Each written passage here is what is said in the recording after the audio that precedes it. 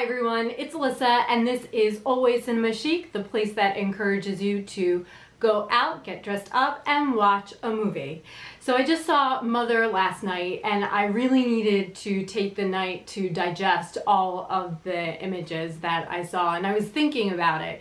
And you know a movie is derisive when the movie's over and half of the people walking out of the theater are saying this is the worst film they had ever seen in their entire life. So luckily for me, that is not the case at all. I thought Mother was brilliant. So it stars Jennifer Lawrence, Javier Bardem, Ed Harris, and Michelle Pfeiffer, and it is directed by Darren Aronofsky, who is one of my favorite directors of all time. But I had begun to lose a bit of faith in him after seeing the movie Noah, as I felt that pretty much anyone could have directed that movie. So I was a little bit nervous going into this, but this is truly a return to form for this director. It has everything that you expect from his films, down to a litany of metaphors and some really graphic images that will stay with you probably for the rest of your life. I'm thinking of you, Requiem for a Dream. Love that ending.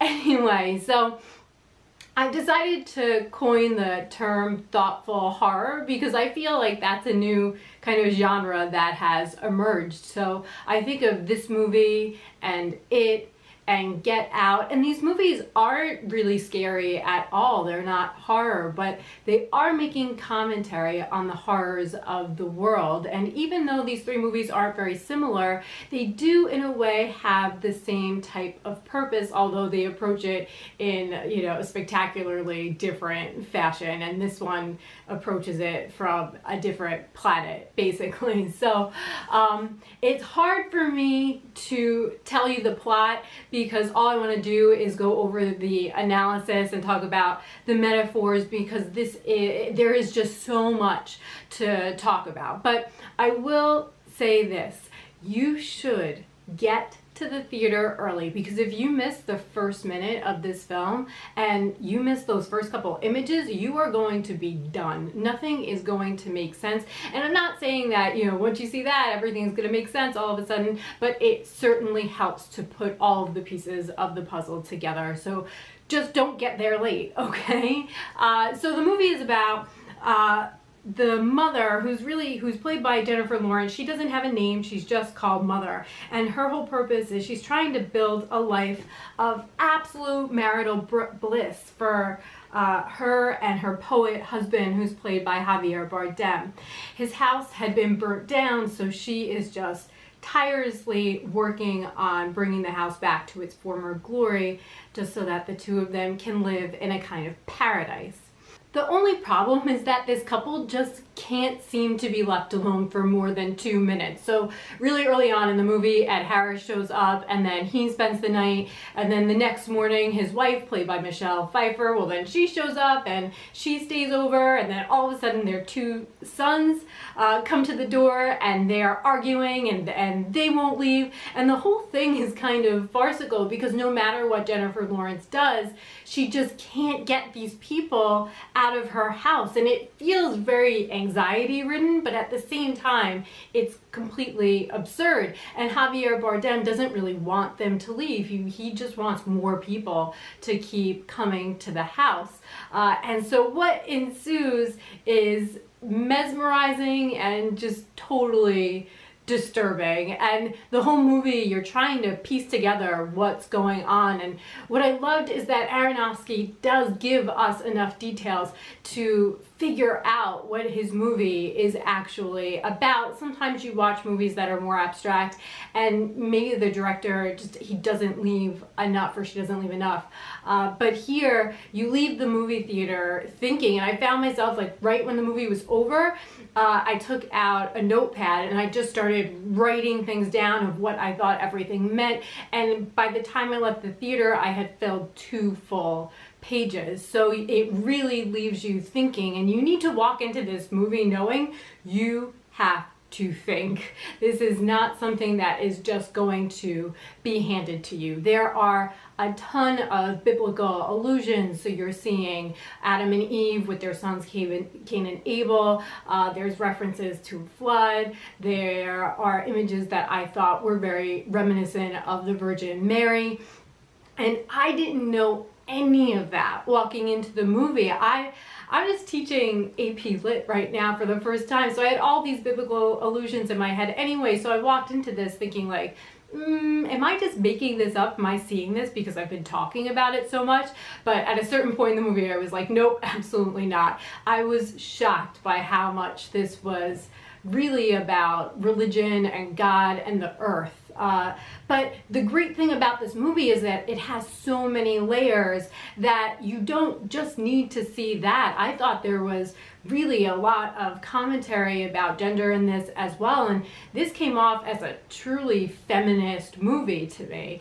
And so you could look at it as if it was the ultimate story of woman as both creator and caretaker versus man who thinks that he is the ultimate creator and then who quite literally just controls every single thing that he created.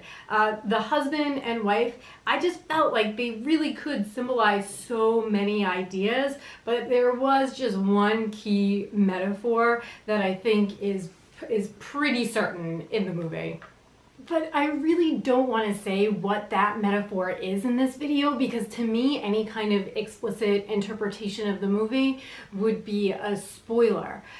So anyway, part of what I loved about this movie is that it just felt so claustrophobic, and that is all thanks to Matthew Libatique, who is always Darren Aronofsky's cinematographer. The camera just sticks by Jennifer Lawrence during the entire movie. So often you see the camera is kind of like pushed up against her face in close-ups, or you get over the shoulder shots, or we're getting point of view shots, and you just never leave her side for the duration of the movie. And so then of course, every time you see a cut that isn't following Jennifer Lawrence, you know that it's so purposeful. So like you get an overhead shot of the house at one point, or you get an overhead shot of the entryway, and each shot that just breaks away from her just killed me, because all I kept thinking is this is what great filmmaking is all about. I mean, this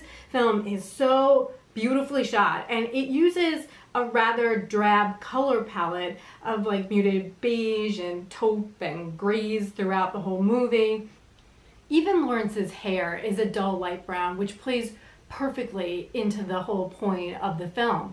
And I also realized early on that this film didn't have a soundtrack. There's no score.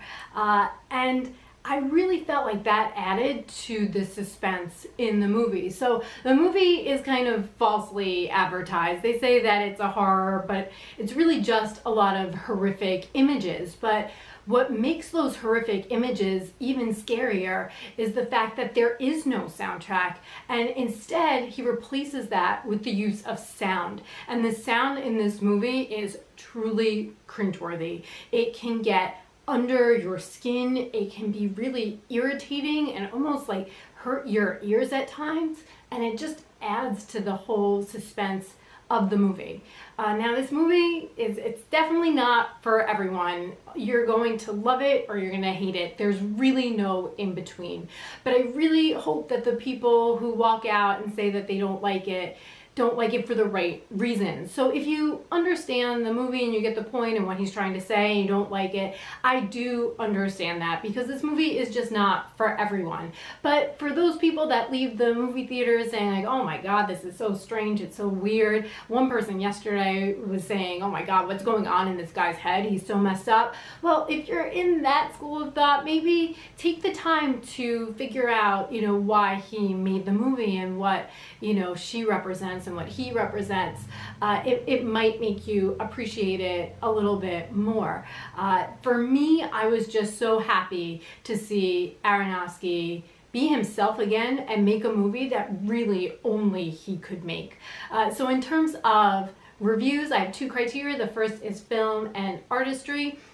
And for that, I would give Mother an A. It is witty and intellectual, so creative and well thought out. The performances are top notch. I felt like Jennifer Lawrence really anchored the film, and everyone else supporting her did such a great job with their respective characters. The thing that stops me from giving this an A+ is that sometimes the metaphors and the imagery, they just kind of like hit you over the head, and it is a little bit cold. The movie lacks some heart, and I did feel like that was one negative for this film.